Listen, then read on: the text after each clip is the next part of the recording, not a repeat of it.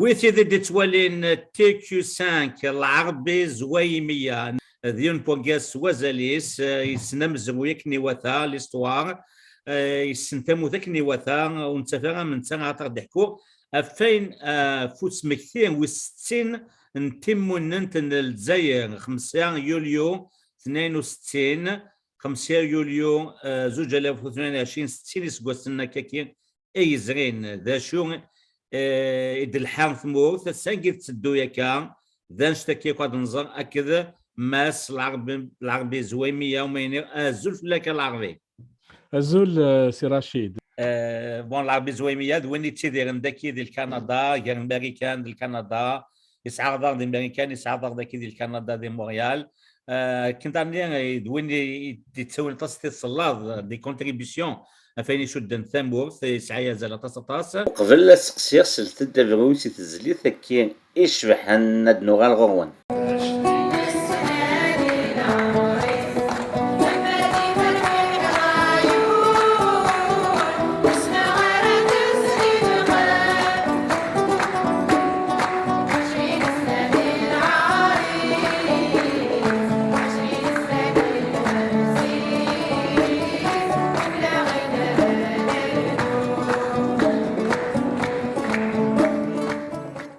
ans après l'indépendance, quel bilan fait l'Arabie Zouimia? Écoutez, tout d'abord, merci de m'avoir invité. Donc, on se connaît déjà, ça fait longtemps. Donc, je pense qu'on s'est rencontrés la première fois en 2001, après les incidents de quoi, les assassinats qui ont été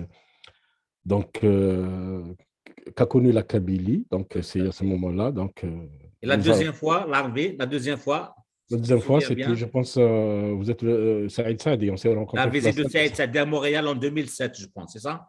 2008, il me semble. Oui. 2008. Dans Saint-Joseph, sur le boulevard Saint-Joseph, il me semble, à ce moment-là. Ça fait, j'ai quitté Montréal en 2005. Donc, écoutez, nous vivons un grave problème. Un problème, moi, je le situe pas idéologiquement, mais je le situe dans la rente qui est devenue une mafia. C'est-à-dire, nous vivons dans un pays à peu près presque cambriolé chaque jour que Dieu fait. Donc, c'est un pays qui a libéré, qui a donné beaucoup de sacrifices. Un pays qui s'est distingué déjà depuis les années 20 par une littérature politique très poussée, un mouvement national. Il y a des positivités, une guerre de libération nationale, ça les positivités pour arriver à une indépendance. Certainement, toutes les révolutions connues, nous ne sommes pas les seuls, nous ne sommes pas les seuls au monde. Toutes les révolutions ont connu des turbulences, des divisions, des trucs. Mais notre problème à nous, c'est cette rente qui gangrène, c'est cette notion de butin qui a émergé à peu près après l'indépendance, qui a fait en sorte à ce que nous sommes retrouvés avec presque un demi-million de moujahid, comme si on avait l'armée rouge. Donc, c'est-à-dire, c'est cette matrice, c'est le point d'orgue de la problématique. C'est que justement, nous vivons une mafiocratie. Maintenant, une mafiocratie, certainement, a besoin d'outils, a besoin de certaines pratiques pour survivre, pour continuer à exister.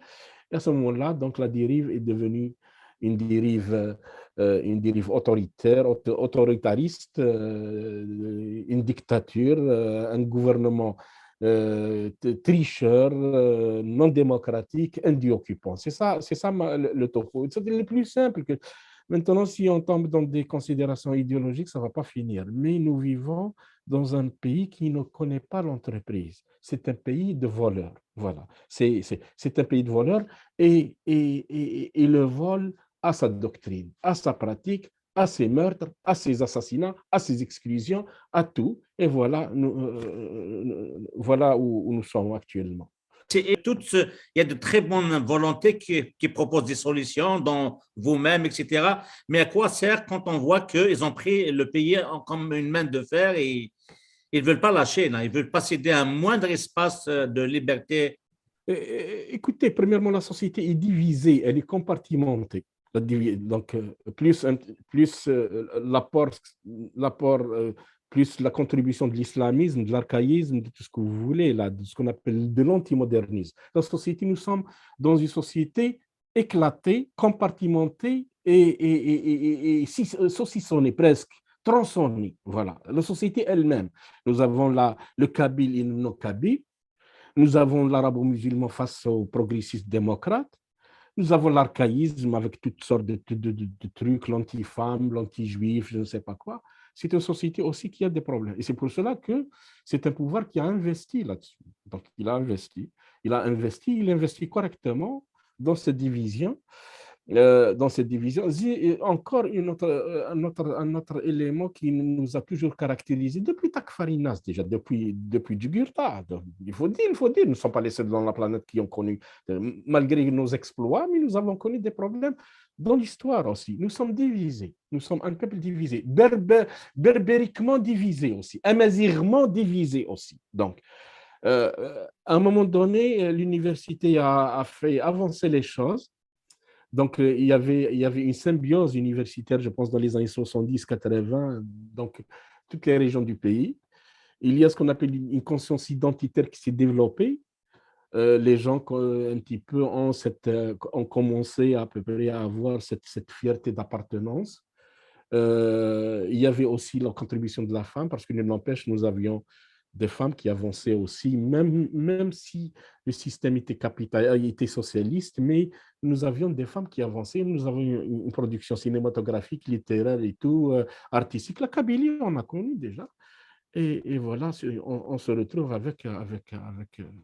actuellement dans une situation terrible, néfaste. Nous sommes dans la phase des mathématiques funestes, voilà. Comment? Je n'ai pas la réponse. Je n'ai pas la réponse parce que nous avons une tradition, je vous ai dit, nous avons de la difficulté d'avoir un chef. Nous n'avons pas de chef. Nous n'avons pas de chef. Le seul chef qu'on a, c'est Massinissa. Nous n'avons pas de chef. Nous n'avons pas de chef. C'est difficile déjà de s'entendre.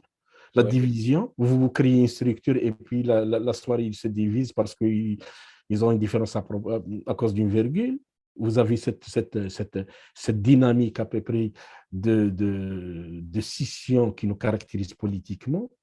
Et voilà, c'est une situation. Maintenant, comment ça va se finir? Je ne sais pas. Peut-être c'est dans la rue et dans l'anarchie. Voilà, c'est tout ce que j'ai à dire. Le premier discours officiel, dès que l'indépendance de l'Algérie a été proclamée, c'est un discours en langue kabyle, 3 juillet, Mohamed El Hadj, elle a hissé le drapeau algérien avec un discours en langue kabyle. Et personne n'a soufflé, n'a dit un seul mot à l'époque. Et maintenant, juste après, avec le coup d'État des frontières, on a collé l'Algérie à la nation arabe, comme un pays arabe, dont la seule religion, l'islam. Donc, on s'est attaqué à la diversité à la fois linguistique, culturelle, confessionnelle et même politique, puisque le multipartisme est interdit. Est-ce que ce n'est pas ça la source de tous nos maux actuels? Écoutez, même Ahmed a signé en 1955 pour une Algérie arabo-musulmane, il ne faut pas oublier. Ça ne veut pas dire que c'était un problème, parce que c'était comme ça. Il y avait une déficience énorme aussi en matière d'identité, parce que faut remonter justement, remonter un petit peu en arrière, il faut revenir en arrière. C'est grâce aux éléments scolarisés qu'on a découvert l'histoire. C'est-à-dire, c'est en Kabylie certainement, parce que les gens avaient été instruits. C'est à partir de l'instruction. Il y avait des tentatives aussi dans l'école de Bouzarria, là où on enseignait le kabyle. Et c'est pour cela qu'on a choisi, par exemple, même en matière de méthodologie, on a choisi Boulifa comme répétiteur avant, parce qu'il venait du cœur de la Kabylie, la prononciation était correcte. Donc, il y avait des tentatives, mais ça ne veut pas dire ça veut dire aussi qu'il y avait une faiblesse, il y avait aussi un héritage aussi terrible. L'héritage colonial, on peut aussi l'imputer au colonialisme parce que la France aussi a joué. Elle déberbérisait à Guelma et berbérisait à Tizi Ouzou. Justement, le fractionnement, l'éclatement tribal aussi, les bureaux arabes. Je vais vous citer des exemples. Aït Marmi à Guelma, qui ont été déplacés de la Kabylie, on leur a enlevé Aït.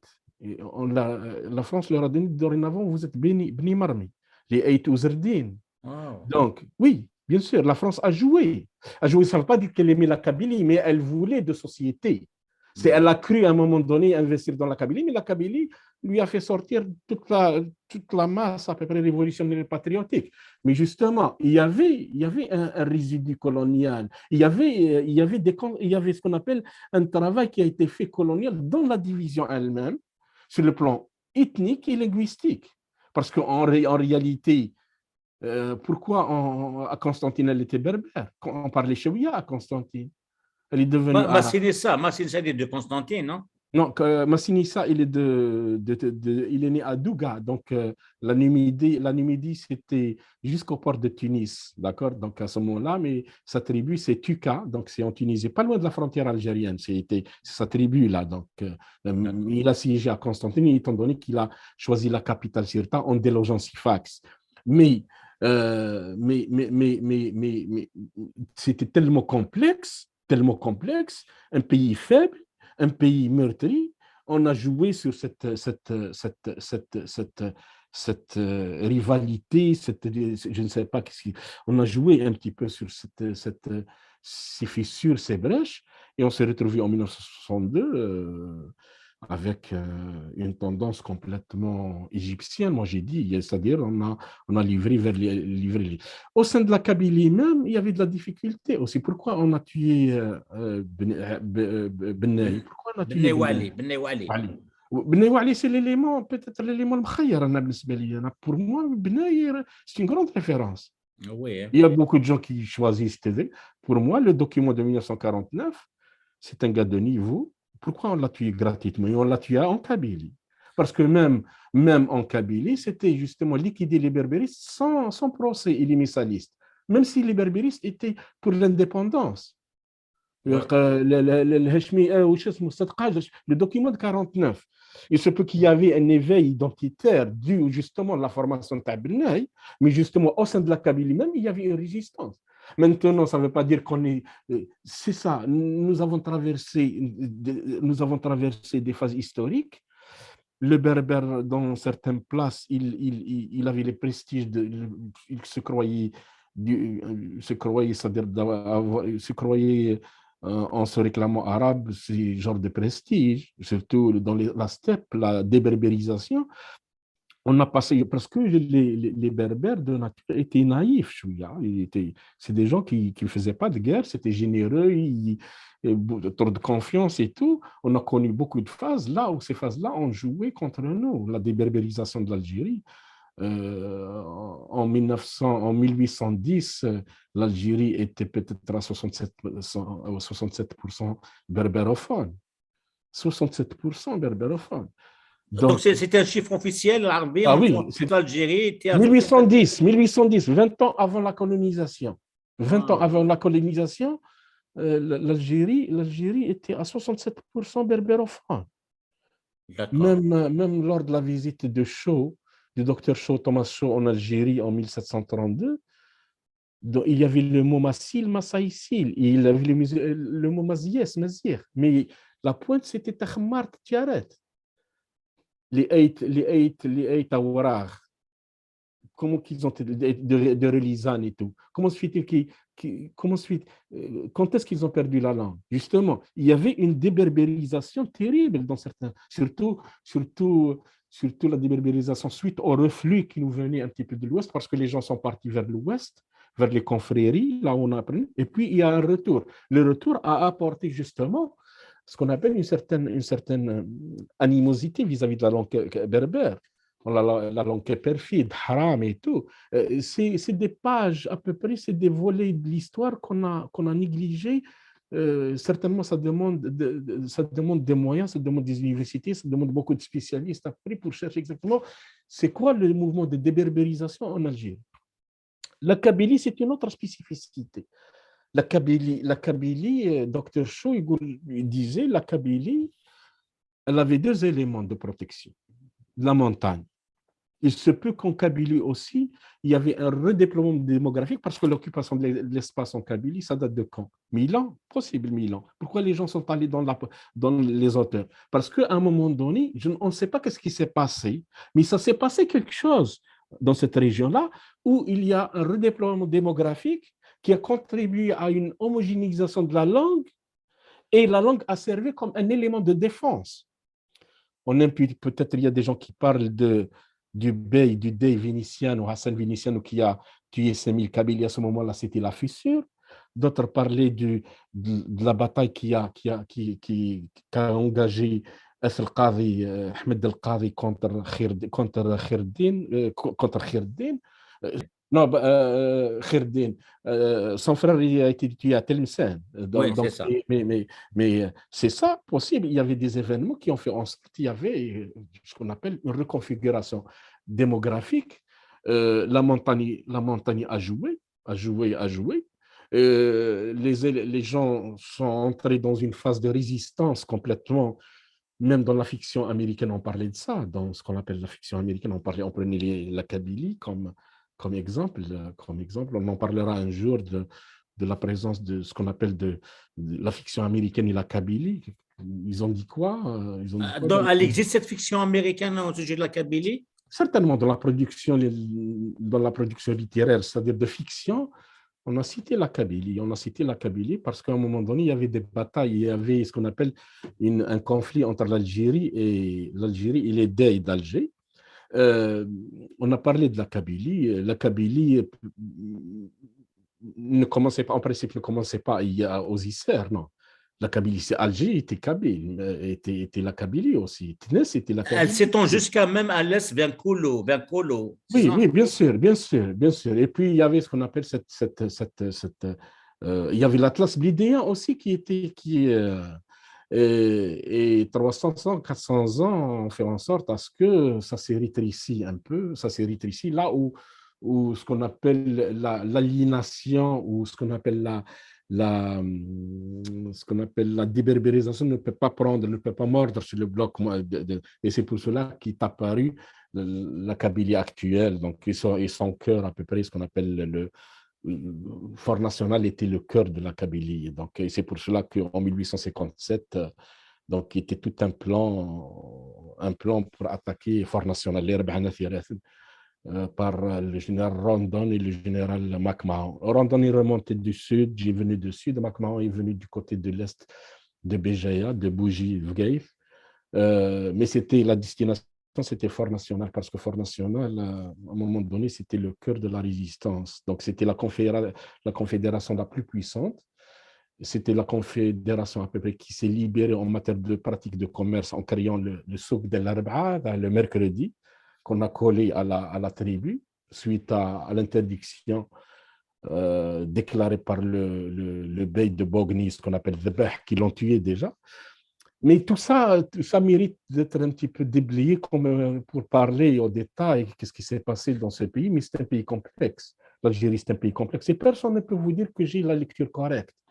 Parce qu'il faut de l'investissement, il faut l'université, il faut des spécialistes, il faut de l'archéologie, l'anthropologie, l'épigraphie, l'historicité, les œuvres pour justement arriver à cerner, parce qu'il s'agit justement de 1200 ans. 1200 ans, c'est ce qu'on appelle le pays où on peut étudier l'histoire en 4 volets de 300 ans chaque. Parce qu'on peut créer une langue dans 400 ans. L'islandais a été créé en 500 ans. Donc, ça veut dire que lorsque le kabyle actuellement, on peut lui donner cet âge-là. C'est comme l'islandais ou le norvégien. Bon, l'islandais et le norvégien, c'est la même famille, mais Éric le Rouge, on l'a chassé de la Norvège et puis il est parti en Islande et on dit que l'islandais a été créé vers les 1400. L'anglais a été créé vers 1100. Il se peut aussi, il y a quelque chose qui s'est passé, mais quelque chose qui s'est passé dans ce pays-là mérite mérite, mérite attention. Donc, il mérite aussi certainement des centres de recherche, une université, des compétences. des compétences dans ce qu'on appelle en épigraphie, en archéologie surtout, pour voir exactement qu'est-ce qui s'est passé. Donc en 1962, c'est comme les gens, tous les gens croyaient qu'on était arabes aussi. C'est pas leur faute aussi. On leur a dit que vous êtes arabe. C'est la France a fait ce travail-là, parce que le mot arabe, il est venu quand? Le mot arabe. Oui, Ma tribu à Guelma, attaqué en 1836, à partir d'Annaba par le général Ligny, on nous présentait comme Kabyles. En 1842, attaqué par le général Rondon, on nous présentait comme Kabyles. En 1852, Juste, juste une petite parenthèse. Pour rappel, l'Arbé, vous-même, vous êtes de Guelma, c'est ça, originaire? Ma tribu, elle a été donc dépossédée des terres de Guelma par le général Rondon, à peu près. Donc, mais moi, je suis né plus au sud, je suis né à Cedrata. Mais ma tribu était initialement là, donc c'est des Irmoures, mais ils étaient là. En 1852, Kabyles, vous trouvez Kabyles, les Kabyles d'Ouled Da'an nous attaquaient avec ce qu'on appelle, vous appelez ça en Kabylie, Flissa, le Yatagan. Voilà. Et en 1853, On profite de l'occasion qu'on est en face d'une mine d'or en termes de l'histoire. L'Arbé, on dit aussi que Houari Boumediene et les Kabyles, dont la famille s'est installée à Guelma. Est-ce que c'est vrai, ça? Houari Boumediene de père, ils sont de Tizim Bchar. Tizim Bchar, donc c'est presque la frontière de Baba avec la Kabylie. Actuellement, c'est, je pense, dans la wilaya de Sitif, Tizim Bchar, ou Oued el Berd à peu près. Donc c'est à l'est de Khrata à peu près, il me semble. Enfin, mais quand est-ce qu'ils sont venus? Ils sont venus avant les Français parce qu'à un moment donné, il y avait un bey qui s'appelle Bey Bouchtabi de Constantine, étant donné que la vallée de la Soumam aussi appartenait à Constantine. Ils sont allés travailler les terres. On les appelle les Bnifourel. C'est une fraction des Bnifourel. Donc, vous avez complètement l'ouest de Gigel jusqu'à. Vous avez cette région-là qui était tellement pauvre. Les gens sont partis à Guelma parce que le bey de Constantine avait des terres à Guelma. Voilà. Ils ont travaillé la terre. D'accord. Sa mère, elle est d'Eris.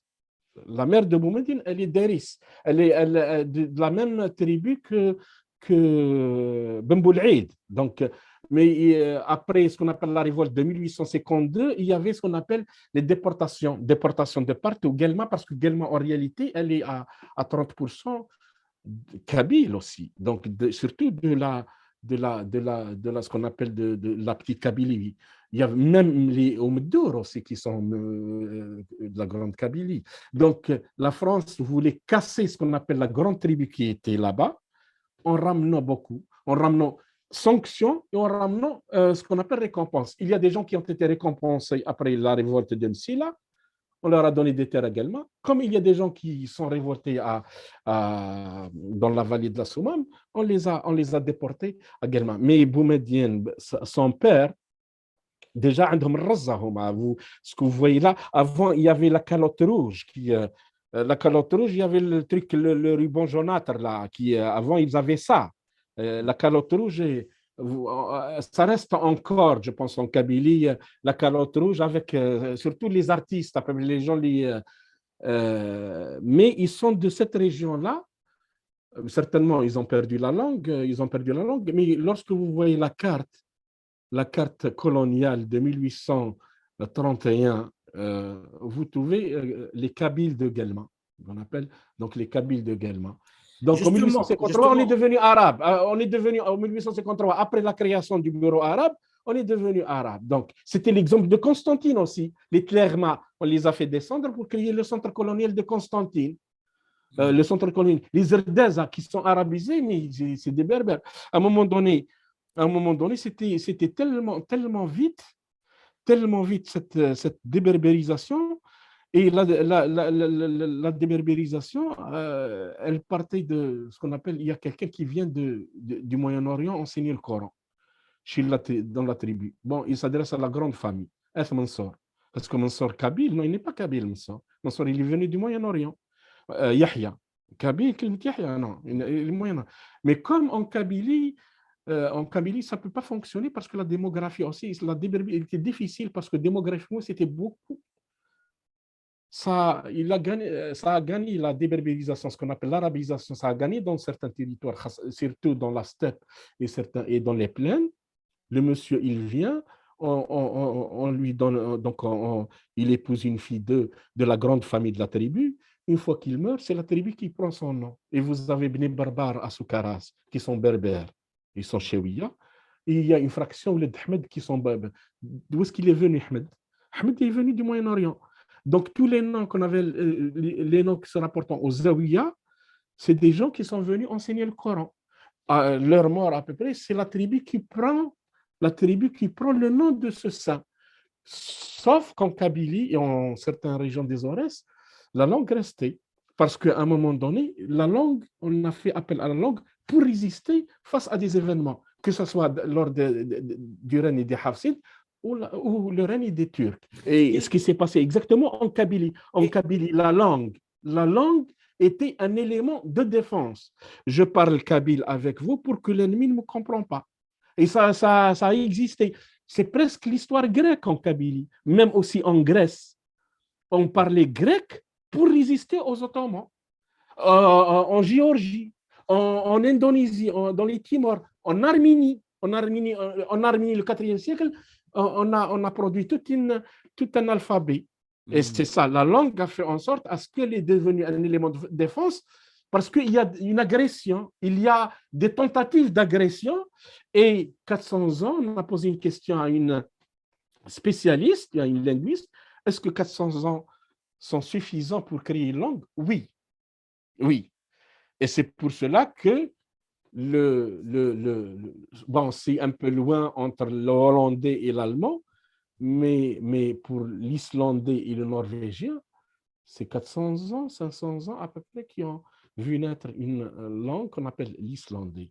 Comme le cas de l'anglais. L'anglais, c'est 900 ans, mais ce sont les Français qui ont créé l'anglais. Il n'y avait pas d'anglais. La structure grammaticale, elle est germanique. Donc, how much it costs, par exemple, wie viel kost, je ne sais pas en allemand. Le vocabulaire est devenu latin grâce aux Normands parce que ce sont les Français qui ont créé la Grande-Bretagne pour faire la distinction entre la Petite-Bretagne qui est Angers, le nord-ouest de la France, et la Grande-Bretagne, ce sont les deux îles, l'Irlande mais ce sont eux qui ont créé cette langue-là qu'on appelle l'anglais, qui est devenue la langue la plus utilisée dans le monde. Et en 1960... Donc, Grande-Bretagne, c'est en opposition de la Bretagne telle que la connaît comme région en France, c'est ça? Exactement, parce que dans cette région, on les appelait les Normands. Ce sont les Normands, on dit déjà, ce sont les Normands qui ont créé la langue anglaise. Et ça a été dit déjà lors de la guerre du Golfe aux Nations Unies par le ministre britannique au ministre des Affaires étrangères français. Il lui a dit, nous n'avons pas oublié que nous avons créé en l'an 1100. Donc, et c'est le même exemple, Maintenant, c'est des problèmes. Nos problèmes, beaucoup de nations ont connu le même problème aussi, le même problème. Nous n'avions pas de cadre. Il faut justement, c'est une histoire qui a été complètement négligée, enterrée, ensevelie. Et c'est grâce à certains scolarisés, commençant déjà par les instituteurs de l'école de Bouzerria, l'école des instituteurs de Bouzerria. C'est grâce à eux, en premier lieu, que cet éveil identitaire, y compris au sein de la Kabylie aussi, cet éveil identitaire, cette connaissance de l'histoire. Tu parles de Boulifa, tu parles de Boulifa, on a exagéré dans sa biographie. Boulifa, on a choisi premièrement. Ce n'est pas Boulifa qui a commencé la langue kabyle. Bezdira, exactement. Non, il ne connaît même pas le Chewia, mais c'est Bezdira qui a commencé. Bezdira parce qu'il est né déjà en 1844. Et c'est à ce moment-là que la France a pénétré Biskra. Donc, elle a envahi Biskra. Il est parti, je pense, en 1860 à Versailles. C'est là où il a... Mais c'est Bezdira. Et comment il a pris le kabyle puisqu'il ne connaît même pas le chaoui? C'est ça ce qu'on appelle déjà l'énigme Bezdira. Mais c'est Bezdira l'ancêtre. Parce Oui. que c'est Bezdera, ce qui fait Boulifa. Moi, j'avais un cousin qui a connu Boulifa en 1899. Un cousin à mon grand-père, c'est-à-dire plus grand que mon grand-père. Ensuite, il a immigré en 1904 à Marseille. Et j'ai un autre aussi qui a enseigné à Délice, un autre cousin à mon grand-père. Et déjà le lien à peu près, c'était un lien amical entre les gens qui venaient de la Kabylie et les gens qui venaient de Annaba et tout, parce que le cousin a enseigné à Délice. Et il a été cité déjà par le directeur de l'école de Azazga en 1924 en répondant à un raciste qui s'appelle Awidat. Awidat, c'est un instituteur. Bon, il est plus jeune, qui a créé l'association des instituteurs partis, s'est engagé, mobilisé lors de la Première Guerre mondiale. En revenant, il a créé l'association, il a répondu, mais il nous a cité, il a cité ses cousins à mon grand-père, lui. Et j'ai rencontré un membre de la famille Awidat, qui était directeur de l'école de Azazga. Mais lorsque vous lisez, lorsqu'il y avait genre d'entente, il y avait une amitié, les gens étaient plus ouverts parce qu'au sein même de, au sein même de, au sein même de l'école de Bouzarria, justement, il y avait les gens étaient avides de connaître le Kabyle parce que en 1890, ça c'est un témoignage, on arrivait à la gare d'Alger. Le train a commencé à circuler entre Constantine et Alger en 1887, après avoir réglé le problème de l'Khdaria, Palestro, les gorges de Palestro. 1890, c'est-à-dire tous les gens parlaient kabyle. Donc, il n'y avait pas de voiture. Bon, les gens qui vous transportaient le truc, parce qu'il faut ramener un quintal ou 2 quintaux de nourriture pour rester 6 mois, ensuite repartir, ensuite revenir. Ils empruntaient ce chemin-là qui partait de Bab el-Oued en remontant, mais la personne parlait kabyle. Alger, bon, même si Alger était une ville française jusqu'en 1953, la majorité, elle était européenne. On interdisait même l'implantation. Mais le pourtour, c'était donc l'Ashur, Bir Khadem, déjà, c'était ce qu'on appelle des dashrat de Diqsrin. On parlait aussi kabyle. Ouais. Le rétrécissement est dû à quoi? Certainement à la démographie, à la déformation démographique aussi, à la perméabilité. La montagne a joué comme facteur d'imperméabilisation et c'est pour cela que Boulifa a été choisi comme le premier répétiteur. Vous répétez comme Boulifa. Il y a beaucoup de gens qui ne savent pas ce détail. Le répétiteur, c'est justement pour avoir l'accent correct. L'accent correct. C'est comme on fait en anglais actuellement, où on fait, c'est le répétiteur qui répétait avec l'enseignant pour que les gens, pour que les élèves, surtout il y avait des Français comme Loubinia qui est devenu conseiller de Lyoté, qui a en 1912 qui a envahi le Maroc, et il parlait kabyle. D'ailleurs, Boulifa était envoyé en mission au Maroc aussi, hein? Oui, Au Maroc. oui, parce que y compris le cousin, l'oncle de Mouloud Maamri aussi. Tout à fait. L'oncle de Mouloud Maamri aussi, sa formation qui lui a permis, donc étant donné que la France a ouvert bibliothèque, donc il est travaillé dans la bibliothèque de Rabat.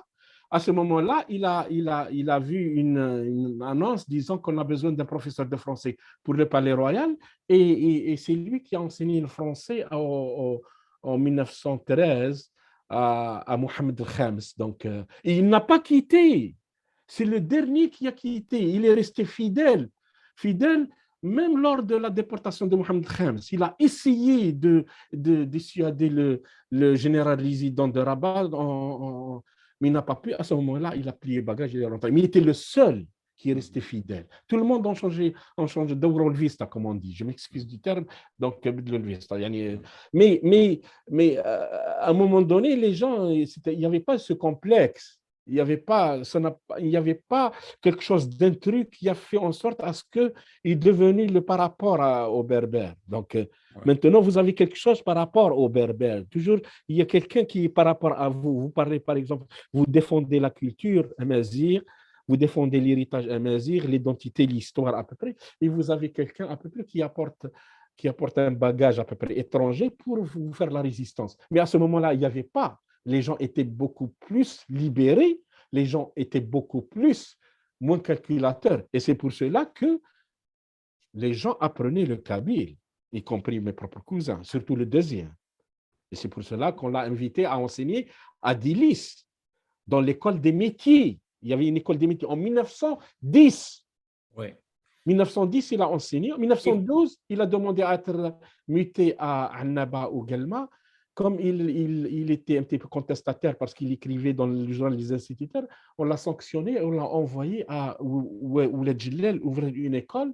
Et en 1914, il a été mobilisé pour mourir en 1916. Et c'est Awidat, le directeur de l'école d'Alsace, qui lui a rendu hommage. Mais à ce moment-là, c'était bien. Maintenant, ce n'est pas bien, c'est difficile parce que vous avez, premièrement, l'économie ne fonctionne pas, vous avez genre dépersonnalisation de l'algérien, donc c'est l'auberge espagnole, et vous avez cette Et ce qui est étonnant, l'armée, c'est que même la terminologie ou le terme kabyle, actuellement, il est pratiquement banni dans le lexique du pouvoir algérien. À l'époque, on utilise le manuel de langue kabyle, la grammaire de langue kabyle, que ce soit Boulifa ou Bensdera, alors que maintenant, on n'a pas le droit de lire la langue kabyle. Comment tu expliques ça? Mais n'oubliez pas les manuels qui ont été laissés